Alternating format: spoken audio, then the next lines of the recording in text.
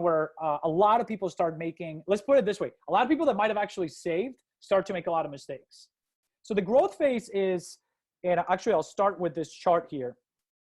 The growth phase is once your investments are large enough, they basically start to grow on their own if they're invested the right way. That compounding effect that I was talking about, Albert Einstein's quote, really start to take a hold of your portfolio. So what this chart is showing is, think about at the bottom here as years, from year 1 all the way to year 40, right? So if you're 30 years old, then at year 40 you're 70 years old, and so forth. And earlier in people's financial life, the growth of your investments and your savings are driven mostly by your contributions into that account.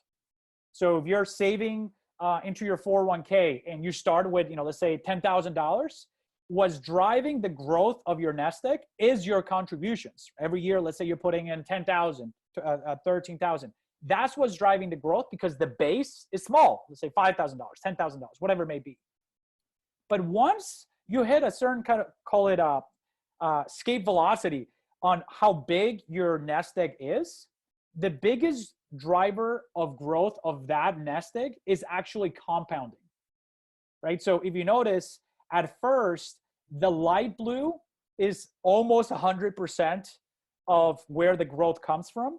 As your nest egg grows, the dark blue one actually becomes most of where the growth comes from.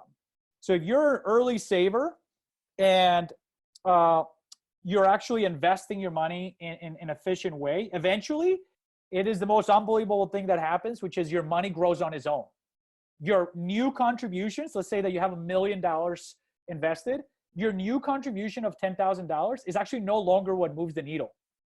It is that $1 million grew by 10%, and therefore your nest egg grew from 1 million to 1.1 million, right? So that's the key of why it's so important to start saving early and investing early, is that over time, the nest egg will basically grow on its own.